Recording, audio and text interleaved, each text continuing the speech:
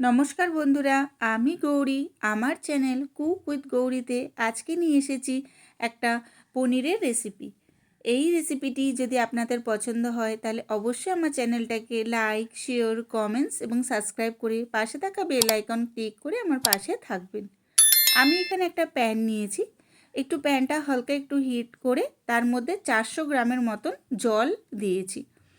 এই জলের মধ্যে আমি সামান্য একটু নুন আর সামান্য একটু হলুদ অ্যাড করে দিয়েছি। নুন আর হলুদটা হালকা একটু গরম হওয়া অবধি ওয়েট করবেন। যতক্ষণও এই নুন আর হলুদ মিশ্রিত জলটা গরম হচ্ছে ততক্ষণে এদিকে দেখুন আমি 3টে টমেটো নিয়েছি। এই টমেটোগুলোর গাগুলো আপনারা হালকা হালকা করে একটু চিড়ে নেবেন। পুরো টমেটো কাটবেন না, উপরের হালকা খোসাগুলো একটু কেটে নেবেন। এবার ওই 3টে টমেটো আমি দেখুন ওই গরম জলের মধ্যে দিয়ে দেব। দিয়ে যতক্ষণ এই গরম জল এই ধরুন 4-5 মিনিটের মতন এটা আপনারা ফোটাবেন। আর এদিকে আমি 300 গ্রামের মতন পনির নিয়েছি। পরিমাণটা আপনারা আপনাদের পরিমাণ বুঝে নেবেন। আর এই পনিরগুলো আমি এভাবে লম্বা লম্বা করে পিস পিস করে কেটে নিয়েছি।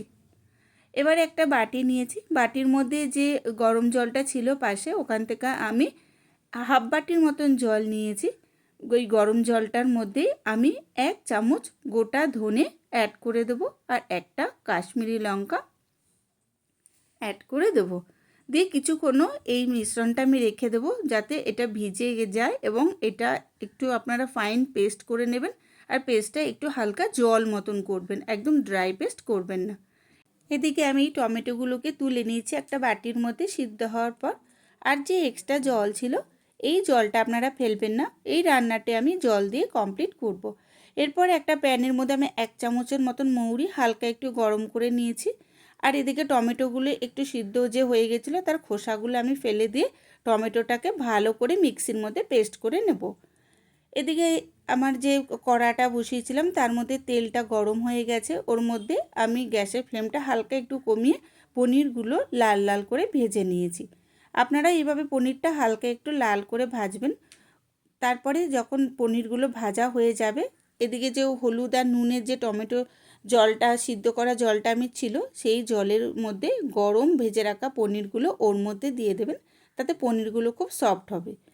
এরপর আমি ওই মিশ্রণটি পেস্ট করে নিলাম। আর এদিকে এই পনিরটা এই জলের মধ্যে আমি বেশ কিছুক্ষণ ডুবিয়ে রাখলাম গরম জলের মধ্যে, যাতে পনিরগুলো খুব সফট হয়ে যায়। এরপর একটা প্যানের মধ্যে আমি 1 চামচের মতন গোটা জিরে অ্যাড করে দিই। আর ওদিকে ধনে আর লঙ্কা যেটা আমি পেস্ট করে রেখেছিলাম সেটাও ওর মধ্যে আমি ভালোভাবে মিশিয়ে নিই। যখন এই মিশ্রণটি ভালোভাবে মিশে যাবে তখন ওই টমেটোটা সিদ্ধ করা টমেটোর যে পেস্ট করেছিলাম সেটা আমি ওর মধ্যে দিয়ে দেবো।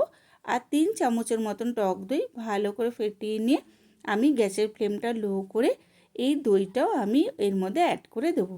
এবার একটু সময় ধরে আপনারা একটু নাড়াবেন, কারণ কি এই সময় গ্যাসের ফ্লেমটা কমিয়ে দেবেন। তারপরে যখন দেখবেন যে একদম চারিদিকে অয়েলটা সেপারেট হয়ে গেছে তখন আপনারা ওর মধ্যে যে জলটা ছিল, পনিরটা আমি জল থেকে তুলে নিয়েছি, নিয়ে যে এক্সট্রা জলটা ছিল সেই জলটা এর মধ্যে আপনারা মিশিয়ে নেবেন। দিয়ে কিছুক্ষণ ওয়েট করবেন। যখন দেখবেন যে একদম ঝোলটা ফুটে উঠেছে এবং ঝোলের পরিমাণ অনেকটা কমে গিয়ে গ্রেভির মতন হয়ে এসেছে তখন ওই পনিরগুলোকে আপনারা ওর মধ্যে অ্যাড করে দেবেন। পনিরটা এর মধ্যে ততক্ষণে এর মধ্যে একটু শুকনো মতন করবেন। আর এর মধ্যে আপনারা পরিমাণ বুঝে কিছুটা নুন অ্যাড করে নেবেন। ততক্ষণে এদিকে আমি একটা ছোট্ট প্যান মতন নিয়েছি এবং এর মধ্যে আমি 2 চামচের মতন ঘি গরম করে নিয়েছি। এই প্যানটাকে ঘি দেওয়ার পর ওই গরম ঘির মধ্যে আমি কারি পাতা কিছুটা দিয়েছি আর 1 চামচের মতন আদা, খুব ফাইন না, হালকা একটু পেস্ট করে নিয়েছি, দিয়ে ওর মধ্যে ভালো করে মিশিয়ে দিয়েছি। এরপর এর মধ্যে আমি খুব সামান্য একটু হিং অ্যাড করবেন, এটা আপনারা দেবেন তাতে ফ্লেভারটা খুব সুন্দর আসে। এরপর এটার মধ্যে আমি যে মৌরিটা ভেজে রেখেছিলাম সেই মৌরিটা একটু গুঁড়ো করে নিয়েছি, দিয়ে পনিরের মধ্যে ভালো করে এটা একটু মিশিয়ে নাড়াচাড়া করে নিয়েছি। এইভাবে এই রেসিপিটি আমি কমপ্লিট করি। আমার এই রেসিপিটি যদি আপনাদের ভালো লাগে তাহলে অবশ্যই আমাকে কমেন্ট বক্সে জানাবেন